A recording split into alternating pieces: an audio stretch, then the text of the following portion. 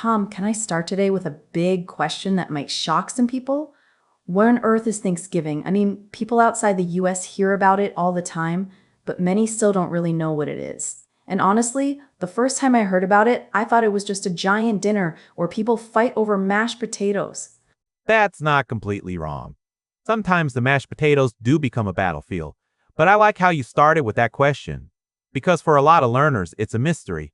Whenever they watch American movies or series, suddenly everyone is wearing sweaters, baking pies, and giving emotional speeches around the table, and learners go, what are they doing? Exactly. And welcome, listeners, to Story Orbit N. Today we're diving into the big Thanksgiving universe.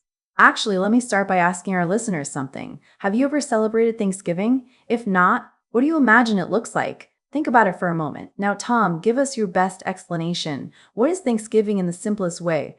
Sure. So, Thanksgiving is a major American holiday celebrated on the fourth Thursday of November.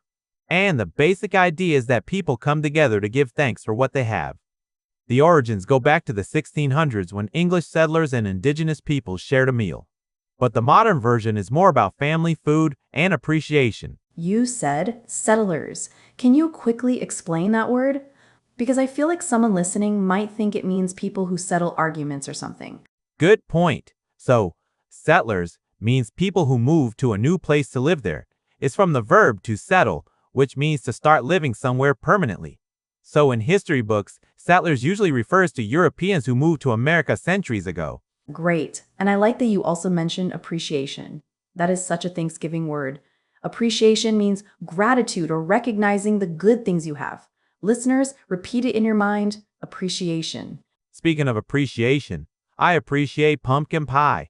Honestly, it's one of the best things about Thanksgiving. Here we go. Tom, the pie fan, you always bring food into every episode. Because Thanksgiving is basically a food festival. A very emotional, family-filled, sometimes chaotic, always delicious food festival. Let's get into the details then. So you gather with family, sometimes friends, and you cook a big meal. But there's one food that almost everyone knows, even people who don't celebrate Thanksgiving. The turkey! The turkey is the superstar of the day. Imagine a huge roasted bird sitting in the center of the table like it's the Queen of England. I love that. The turkey is basically the Beyoncé of Thanksgiving. Everyone takes pictures of it. People clap when it enters the room. It has a whole performance moment. Exactly. And there's an interesting expression we use in English related to this, carving the turkey. Carving means cutting it in a special, organized way. It's the job of someone who feels important, usually the host. And every family has the one uncle who insists on carving the turkey because apparently it's a huge honor. Yes. And every year someone says, let me do it this time. And the uncle goes, no, I've been doing it for 25 years. But hold on. It's not just turkey. Let's reveal the whole Thanksgiving plate. Because for English learners, these foods appear in textbooks, but people don't always know what they really are. So let's go step by step. Absolutely. So probably the second most famous item is stuffing. Stuffing is a mix of bread, herbs, onions, maybe sausage. Every family has its own version. And it's called stuffing because originally people stuffed it inside the turkey while it cooked. That sounds slightly strange to someone hearing it the first time. Imagine hearing, oh, tonight we're eating bread cooked inside a bird. That sounds, interesting. Completely fair, but it's delicious. Another dish is mashed potatoes. That one is easy. Just potatoes crushed until they're soft and smooth. But the fun part is the gravy. Gravy is a sauce made from the juices of the turkey. That one confused me the first time I heard it. I thought gravy was like a thick chocolate syrup or something, but no. It's a savory sauce, and it goes on everything, on potatoes, turkey, stuffing, your soul. Basically. And cranberry sauce. This is one that surprises a lot of learners because it's sweet and served with meat. Cranberries are a sour fruit, so the sauce is sweet and tangy. Tangy means a little sharp or acidic in a nice way. Thank you for explaining tangy. That one always reminds me of a sound effect. Tangy! Like something that hits your tongue and your brain goes, wow. And then there are pies. Pumpkin pie is classic. Apple pie, pecan pie. Tom, wait, you're forgetting something important. Tell the learners what pecan means. Because that word terrified me when I first tried to pronounce it. True. Pecan is a type of nut. and the pronunciation changes depending on the region. Some say pecan, others say pucan. Americans love arguing about this. Probably while eating pie. So, listeners, that's the traditional meal, and usually people prepare these dishes all day. Some families even start cooking the night before. Thanksgiving kitchens are basically like MasterChef competitions, but with more emotional drama. And speaking of drama, we also need to talk about the travel. Thanksgiving is one of the biggest travel days in the US. Airports get so full that people joke about needing mental survival kits. And the traffic. Imagine millions of people all trying to get to grandma's house at the same time. It's like a national challenge. That's why many people leave early in the morning or even days before. And here's a good expression for our learners. When someone travels home for the holidays, Americans often say they are going home for Thanksgiving. It doesn't always mean their childhood home, just where the family is meeting. That's true. And another interesting thing is the idea of Friendsgiving. Can you explain that one? Sure, it's a newer tradition. Friendsgiving is basically Thanksgiving, but with friends instead of family. People who live far from home celebrate together. Usually the vibe is more relaxed and everyone brings a dish. This is called a potluck. Potluck means everyone contributes something to the meal. I love the word potluck. It sounds like magic. Like you open a pot and, oh, surprise dish. That's actually the idea. You never know exactly what people will bring. And Friendsgiving is often the first time many international students experience Thanksgiving food. They try stuffing and go, interesting, but then they fall in love with pumpkin pie. That's usually the progression. Confusion first, obsession later. So we have the food, the travel, the family, the chaos. But what about the emotional side? Because Thanksgiving is famously sentimental. People go around the table and say what they're thankful for. Yes, and this tradition is called going around the table. It's a common expression meaning everyone takes a turn. Some families do it seriously, others do it jokingly. For example, someone might say, "I'm thankful for my dog because he never judges me." That's valid. Dogs are excellent non-judgers. And sometimes people give very deep answers like, I'm thankful for my health, or I'm thankful for having supportive people in my life. And sometimes kids say funny things like, "I'm thankful for pizza," or "I'm thankful that school was canceled yesterday." Honestly, it's fame. Another fun fact is the Thanksgiving parade. The most famous one is in New York City. They show giant balloons shaped like characters, marching bands, dancers. It's a huge show. I remember seeing it on television when I was younger and thinking, how are those balloons so big? They look like they could fly to the moon.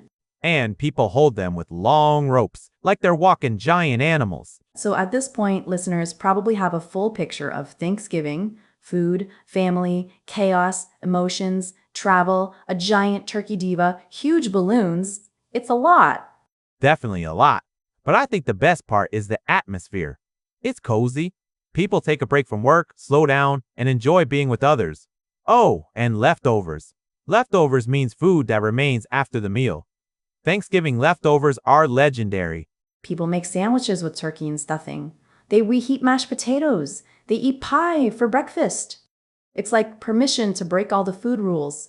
And this brings me to another word, tradition. A tradition is something a group does every year. Thanksgiving is full of traditions, but each family has its own version. For example, some families watch American football games, some play board games, some take naps immediately after eating because the turkey is powerful. Do you think it's true that turkey makes you sleepy? Well, some people say it's because turkey has a substance called tryptophan, but honestly, I think it's because people eat huge amounts of food. Fair point. If I ate that much, I'd sleep until the new year. Another tradition that learners might hear about is Black Friday. It's the day after Thanksgiving. It's famous for shopping discounts. Exactly. People wake up early or stay up all night to get deals. But we won't go too deep into that because our main focus today is Thanksgiving itself. Speaking of which, let's explain a couple more expressions people might hear. For example, "I'm stuffed." When Americans say that after dinner, it means they are extremely full. Right? It has nothing to do with stuffing the dish. It simply means I ate too much. And another one, holiday spirit. This refers to a warm, cheerful feeling that people get around holidays. You can say someone is in the holiday spirit, meaning they're acting happy, friendly, maybe wearing festive colors, baking cookies, that kind of thing. And left on the back burner. Sometimes families use this expression when cooking many dishes at once. It means to delay something or give it less attention. Like saying, let's leave the cranberry sauce on the back burner for now. That's a great idiom because originally it means literally putting a pot on the back part of the stove so it cooks slowly or waits. Exactly. Great. Tom, I want to ask you something fun. What's the most chaotic Thanksgiving you've ever experienced? Because every American has at least one story. Oh, I have a good one. One year, my family tried to deep fry a turkey in the backyard. Deep fry means cooking something in very hot oil. It's risky, and guess what? It started to rain. So we had a deep fryer, hot oil, a wet turkey, and people running around yelling, is this safe? That sounds extremely American and extremely dangerous. It was, but the turkey tasted incredible, totally worth the chaos. Listeners, don't try this at home unless you know what you're doing. And maybe even then, think twice. How about you? Do you have a memorable Thanksgiving moment? Yes, my first Thanksgiving in the US, I misunderstood what bring a dish meant.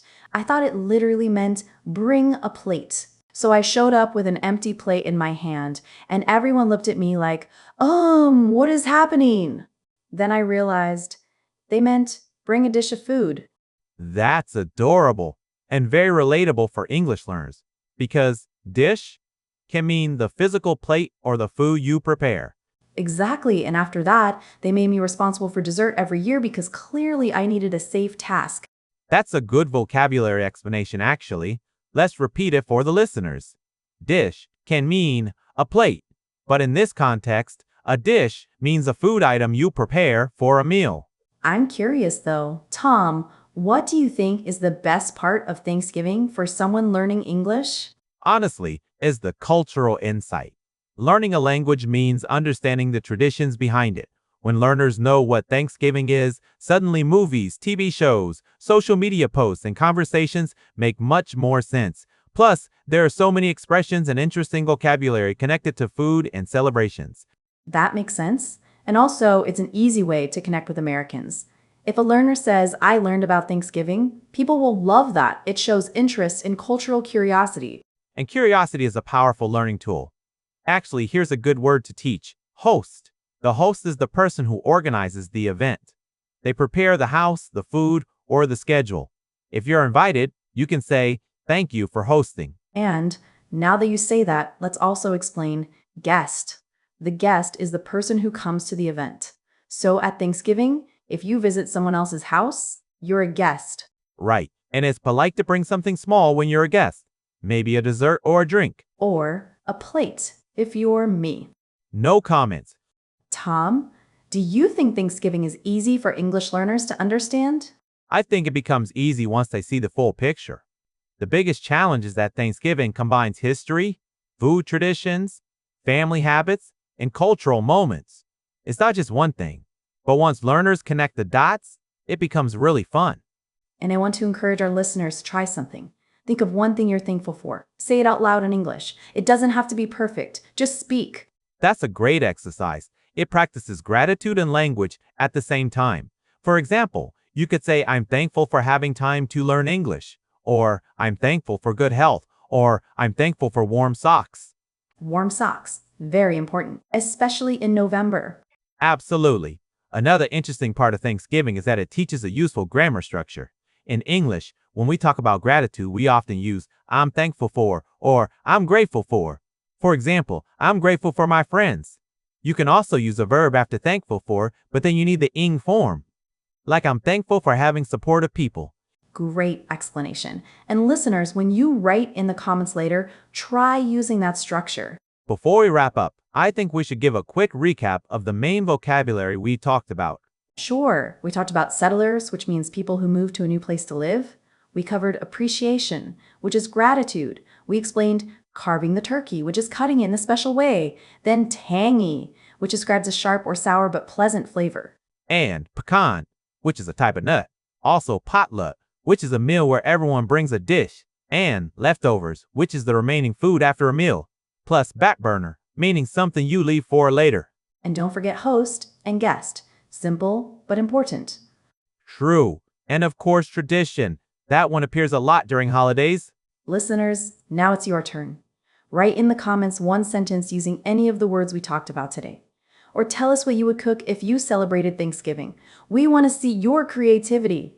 This was a fun episode, and I hope it helped you understand Thanksgiving in a natural, friendly way. It's a big part of American culture, and knowing about it can help you connect with others. Thanks for joining us on Story Orbit N. And remember, be thankful for something today, even something tiny. It makes your day brighter. See you next time.